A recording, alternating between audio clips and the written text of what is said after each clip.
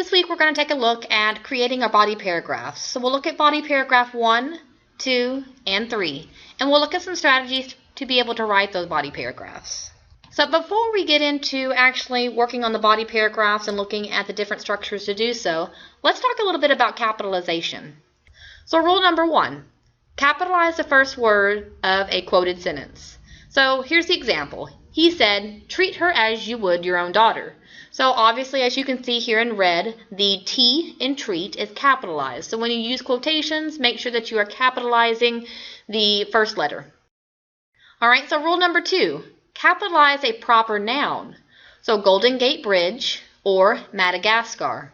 So many of you, of course, are writing about poverty in the United States. So of course, the United States is actually a proper noun, so you would capitalize that. Also be aware that when you are doing your graphic organizers and creating your graphic organizers, the characters' names, Katniss, PETA, these characters are proper nouns. So respectively, you should be capitalizing their names. So let's look at rule 3. This one's a little bit tricky, so we'll look at a couple of different examples. So capitalize federal or state when used as part of an official agency name or in government document where these terms represent an official name. If they're being used in just general terms, you may use lowercase letters. So here we have an example. It says, the state has evidence to the contrary. Well, the word state in this sentence is not used as an agency name of the state. It's just used in general terms. So we're not going to capitalize that. The next example says the State Board of Equalization collects sales tax. Well, this is a state agency, so it needs to be capitalized in all pieces of it except for the word of. And the last example says, her business must comply with all county, state, and federal laws. Well, each one of these pieces, again, is in just general terms, so we need to make sure that they are lowercased. Rule number 4, this is just across the board something we should know, but unfortunately I see students not practicing it. You need to capitalize the first word of a sentence. He arrived at the courthouse in time for his ticket appearance. Of course, H in the word he is capitalized. Rule number 5, capitalize the word I, which is a pronoun. Johnny and I went to investigate the strange sound downstairs. So students need to be able to capitalize I.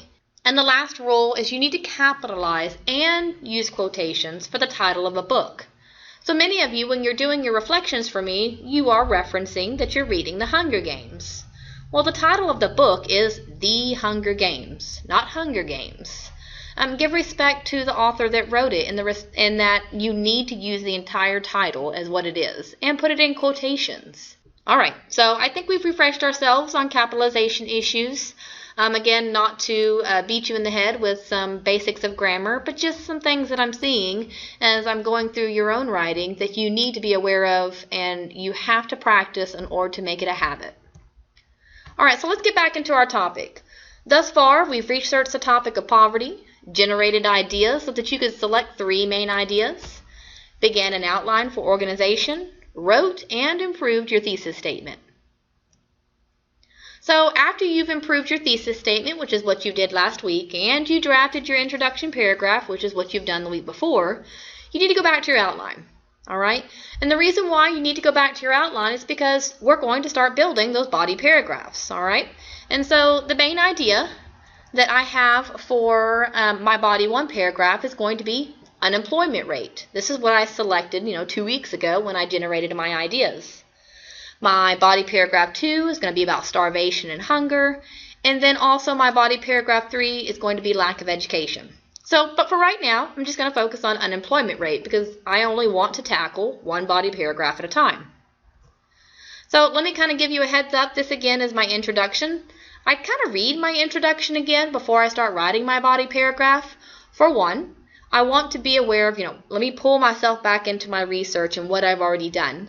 2, you need to be constantly aware of your thesis statement because your body paragraphs are providing the evidence and information to support that thesis statement. And if it's not, you need to either go back to make changes to the body paragraph, or you've got to go back and make changes to the thesis statement, okay? So let's talk a little bit about the structure of a body paragraph. An easy way to understand how a paragraph works is to remember the acronym PIE, P-I-E. PIE stands for point, information, and explanation and elaboration, the three main parts of a body paragraph in academic writing. So here I've given you a PIE paragraph structure. You can see the P, point, is the topic sentence. I for information is observations, facts, statistics, examples, anecdotes, quotes, and other types of evidence. All right, so these are your details, your evidence to support what you've said in your topic sentence. And the last part is explanation, elaboration. These are your reasons why the information you've given supports and explains the point of the paragraph or the thesis. Your discussion of what the information means and how the information is relevant. So this PIE paragraph structure, it serves two main purposes. It's meant to help you analyze your paragraph to see if the information and explanation, is it well balanced? And further, it's meant to help you develop your paragraph if your topic sentence is not well supported. All right, so as we're looking at this here, you need to keep in mind that each body paragraph, I'm not talking about the introduction or the conclusion, just the body paragraphs, they should have each of these pieces of this acronym. They should have the P, I, and the E, all right? So although you're only going to have one P for paragraph, that's your topic sentence, you should have several I and E sentences, and they don't necessarily have to be in that order. Let's take a look at a student's body paragraph where the P, I, and E are used in different colors. The P is the point, all right? The I is the information, and the E, which is the explanation and elaboration, all right? This should look fairly familiar because students actually read this article, and this is actually a sample paragraph that a student wrote of the article that we read last week about teaching your children the building blocks of finance. So as you can see, the P is in blue, the I is in red, and the E is in green. So financial know-how is necessary for an individual to become debt-free and learn how to grow their wealth. That is the point. That's the topic sentence for this paragraph. Financial knowledge includes learning how to save and keep a budget. In the article, Teach Your Children the Building Blocks of Finance, Sherry Holder and Kenneth Meeks reinforce the importance of saving at least 10 to 15% of after-tax income.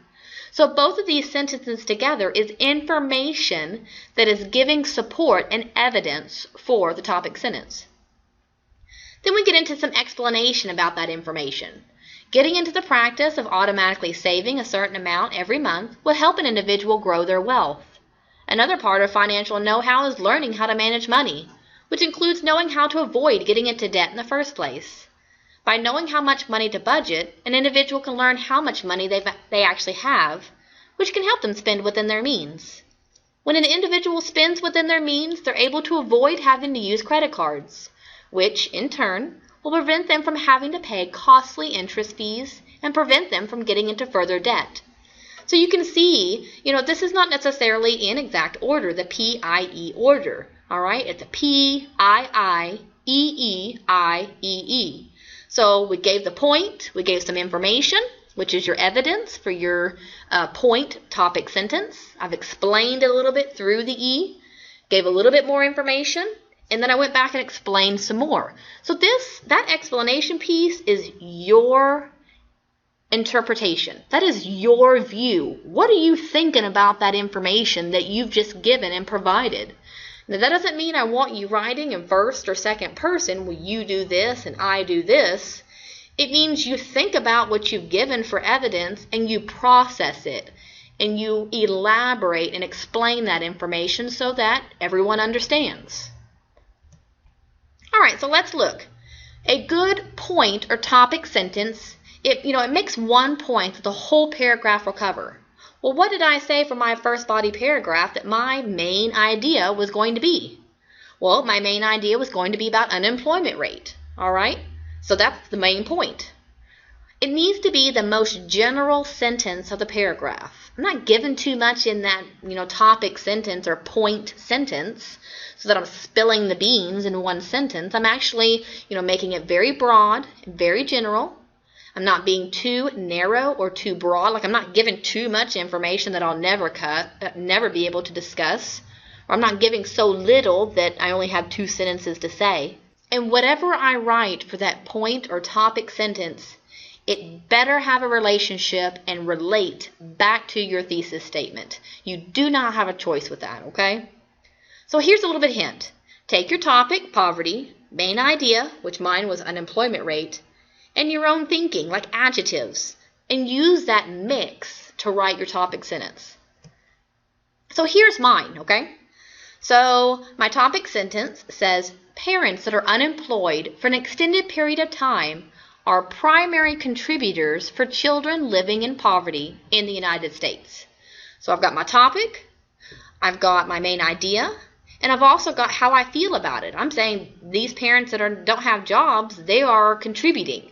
They are the reason why children live in poverty in the United States. So as you can see here, I've already labeled, here is some information I'm going to use. In 2013, the Bureau of Labor Statistics documented that the overall United States unemployment rate was 7.9%. All right, then I give some more information. I feel like that's not enough. I need more information to let my reader know. However, the data minimally highlighted the fact that Black or African American unemployment was almost double the national rate. Also, the national unemployment rate for Hispanics was 40% higher than the national rate, 9.7%. So this is like facts. I'm giving some facts here. I want my reader to know the facts that support that parents are unemployed are contributing to children living in poverty. So these are unemployment rates. Now I need to explain. I gave this information, but let me explain a bit and how it relates. Although all ethnicities are subject to the unemployment percentage, Black and Hispanic Americans are more likely to be unemployed, whereby if they have children, then their children are suffering the effects of such unemployment. Further explained, the effects of unemployment are numerous, but its most prominent effects are hunger and lack of equal education for such children. And maybe that should be for their children, but I'm still in a rough draft here so I can make changes as I go. All right? And last but not least, so we talked about the pie structure. Remember the point, information, and then we have the explanation and the elaboration, okay? We've done that pie structure. We've met that. We've done it. But we're not done just yet. I need to have a sentence. It's called my conclusion sentence. I need to be able to have that sentence which is actually telling the reader and giving some information saying, hey, we're about to finish. This paragraph is about to be done. It signals to them. So I tell students to use a transition word. A transition word is a word that you start out with that gives a clue to your reader that you're about to conclude this paragraph. So you might use the word overall, all in all, to sum up, to summarize, in review, okay? So here I use the transition word overall. The unemployment rate within the United States is the primary contributor for children not having enough food and educational resources. And so I actually might go back and change that, but still I'm just in my rough draft. I just want to see rough draft what I'm creating.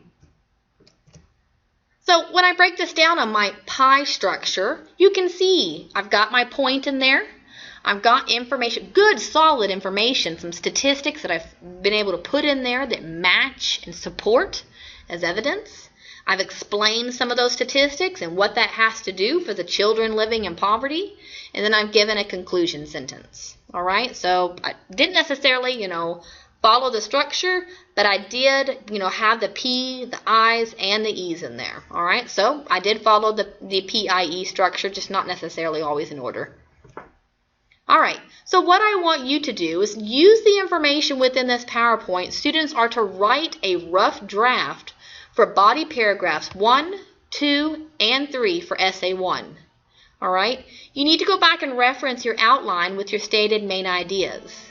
If needed, you need to reference the PowerPoint located in Blackboard to guide you through the PIE structure for the body paragraphs. All right? So not only is this located in a YouTube video, but this is also located in just a PowerPoint inside of your Blackboard course, so that you have this information to be able to give you a slowed down version with just the text only. If you have any questions, give me a call.